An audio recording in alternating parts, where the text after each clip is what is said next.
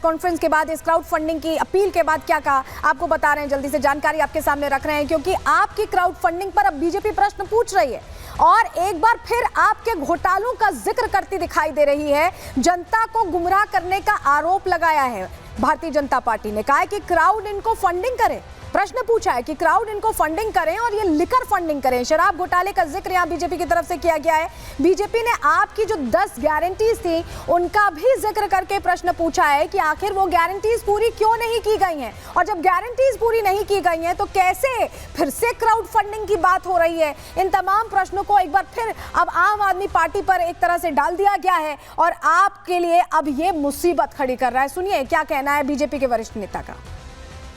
आप कह रहे हैं जी हमें पीपल्स कॉजेस के लिए क्राउड फंडिंग करनी है। अब मैं इसका क्या कमेंट चाहते हैं मेरे से बताइए।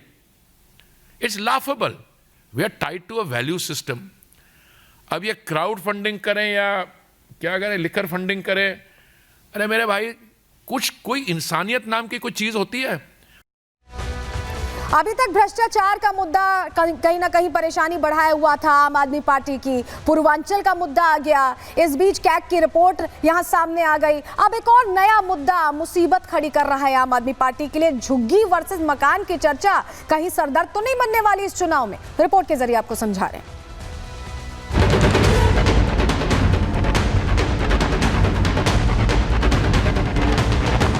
दिल्ली विधानसभा चुनाव की तारीखें जैसे जैसे करीब आ रही हैं, वादों और दावों वाली सियासत जोर पकड़ रही है। बीजेपी जहां आम आदमी पार्टी के कोर वोट बैंक में सेंधमारी की तैयारी कर रही है, वहीं आप संयोजक वोटर्स को उनकी जमीन का डर दिखाकर अपने पाले में बनाए रखने की कोशिश कर रहे हैं। पीएम मोदी ने आपदा कह बीजेपी की चुनावी लाइन तय की, तो वहीं बीजेपी के चाणक्य यानी गृह मंत्री अमित शाह ने झुग्गियों में रहने वाले वोटर्स को लुभाने के लिए दिल्ली में झुग्गी बस्ती प्रधान सम्मेलन का आयोजन कर आपकी मुश्किलें बढ़ा दी। इस सम्मेलन में शाह ने 10 साल में दिल्ली की बदहाली का जिम्मेदार आपदा सरकार को ठहराया।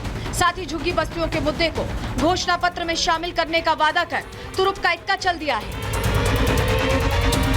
आम आदमी पार्टी जानती है कि बीजेपी अपने घोषणा पत्र में वही वादे करती है जिसे वो पूरा करने की रणनीति बना चुके होते हैं। यही वजह है कि आप संयोजक सामने आए और झुग्गी वालों को अपनी जमीन बचाए रखने का डर दिखाया। दिल्ली की हर झुग्गी की प्लानिंग करके बैठे हैं ये लोग।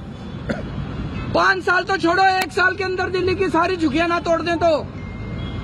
अगर बीजेपी को वोट दे दिया दिल्ली के झुग्गी वालों ने, देख लेना तुम अपनी आत्महत्या के ऊपर साइन कर रहे हो।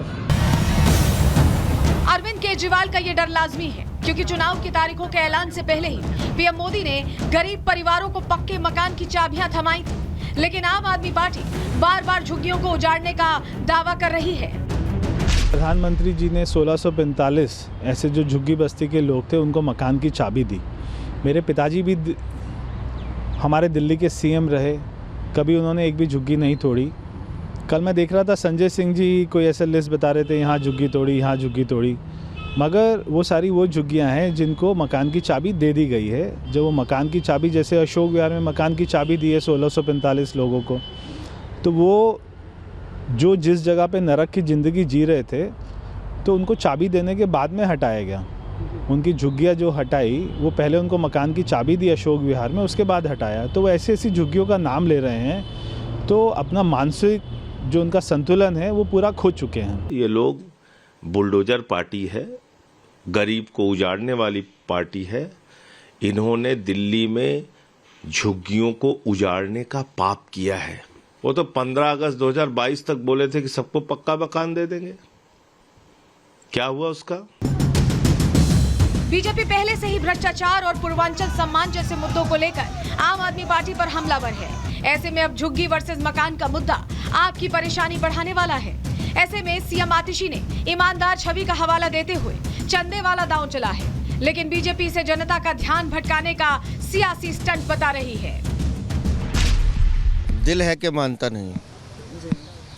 शीश महल से कमाए हुए 2026 करोड़ कम पड़ गए। जल बोर्ड को 73,000 करोड़ के घाटे में लाके उसको लूट लिया, कम पड़ गए। पैनिक बटन के नाम पे दिल्ली की जनता को लूट लिया, वो भी पैसे कम पड़ गए। नकली दवाइयाँ बेची, वो पैसे भी कम पड़ गए। मोहल्ला क्लिनिक में फर्जी टेस्ट करके जो पैसे इकट्ठे किए वो भी कम पड़ गए। स्कूल में शिक्षा मंत्री थी ना, कमरे बनाते बनाते भी माल खा लिया, वो पैसे कम बढ़ गए।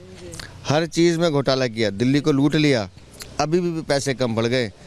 अब आप जितनी भी चादर फैलाइए मुख्यमंत्री जी, दिल्ली की जनता आपकी चादर पैक कर चुकी है। वो जानती है कि आपने पिछले 10 सालों में दिल्ली को बेहिसाब लूटा है और ये घड़ियाली आंसू, ये ड्रामेबाजी अब चलने वाली नहीं है। दिल्ली का मौसम सर्द और चुनावी मुद्दे गर्म हैं। ऐसे में देखना ये होगा कि वादों और दावों की संगीठी पर किसकी सियासी दाल गलती है और किसकी जलती है। Bureau report, Republic Bharat. और चलिए जरा अब आपको पोस्टर्स दिखा देते हैं जो लगातार सोशल मीडिया पर छाए हुए हैं। सबसे पहले देखिए, ये पोस्टर बीजेपी की तरफ से जारी किया गया और इसमें आपको अरविंद केजरीवाल किसी अलग अंदाज में नजर आ रहे हैं।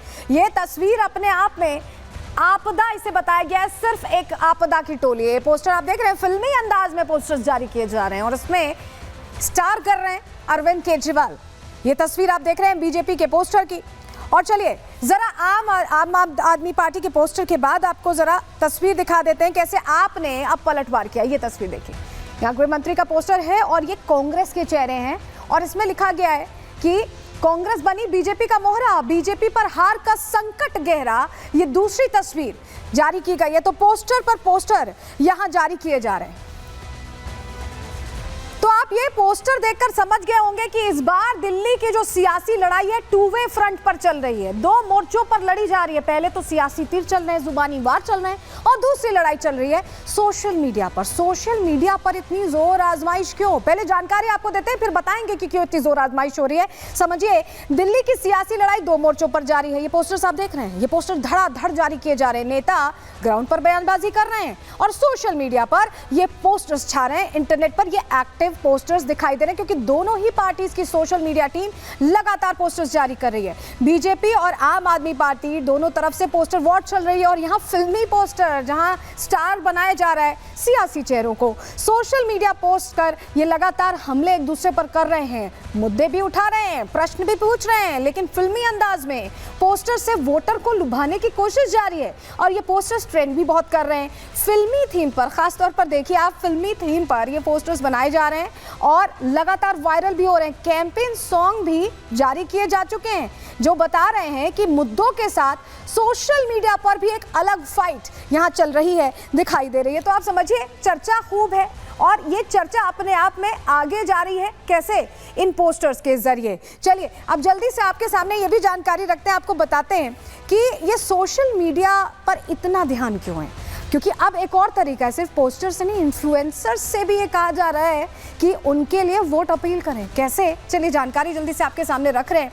दिल्ली चुनावों को लेकर सोशल मीडिया पर जंग कैसे तेज है, पोस्टर्स के जरिए हमने आपको दिखाया। लेकिन चुनाव में बड़ा बाजार बनकर उभरे अब सोशल मीडिया के ये प्लेटफॉर्म्स। सोशल मीडिया इन्फ्लुएंसर्स पर राजनीतिक दलों की निगाहें हैं।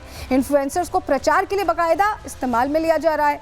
प्रचार के बदले अच्छी कीमत का भी प्रस्ताव रखा जा रहा है क्योंकि आजकल लोग बहुत ज़्यादा इंटरनेट पर एक्टिव रहते हैं और ऐसे में जो इन्फ्लुएंसर्स बोलेंगे क्या पता उससे मोटिवेट होकर वोट मिल जाए। ऐसे में ज़्यादा फॉलोइंग वाले इन्फ्लुएंसर्स को हर पोस्ट के लिए मोटी रकम ऑफर की जा रही है। 24 घंटे के लिए स्टोरी डालने की कीमत 300 रुपए से शुरू होती है और पता नहीं कहां तक जाती है।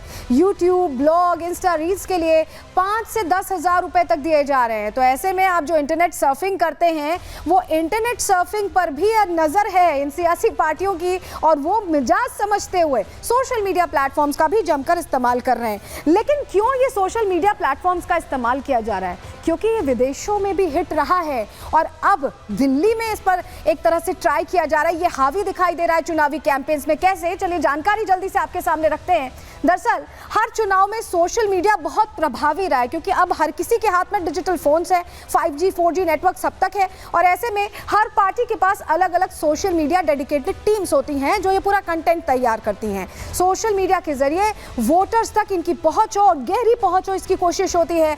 युवा वोटर्स खास तौर पर टारगेट होते हैं, उनको आसान तरीके से यहाँ अपनी तरफ खींचना आसान होता है, क्योंकि भारत युवाओं का देश है और अगर युवा एक तरफ चले जाएं तो जीत सुनिश्चित है। और ऐसे में भारत ही नहीं, विदेशों में भी सोशल मीडिया का गहरा असर देखा गया। अभी हाल ही के चुनाव में, अमेरिका के चुनाव का हम जिक्र कर रहे हैं, जिसमें एक्स, आप भी यूज करते होंगे, ट्विटर जिसे कहा जाता था, वो सबसे बड़ा हथियार बना था। उससे भी इंस्पिरेशन ले रही हैं ये पार्टियां, क्योंकि ट्रंप के लिए कैसे, डोनाल्ड ट्रंप के लिए सब कुछ बदल गया था। एक्स पर कैसे खूब प्रचार एलन मस्क ने किया था, आपको याद होगा। और ऐसे में मस्क ने एक्स को ट्रंप के लिए प्रमोशन मशीन बना दिया था। और ऐसे में अब जो यहाँ पर मीडिया टीम्स हैं पार्टीज की, राजनीतिक पार्टियों की, वो पूरी जोर आजमाइश इस लिहाज से कर रही हैं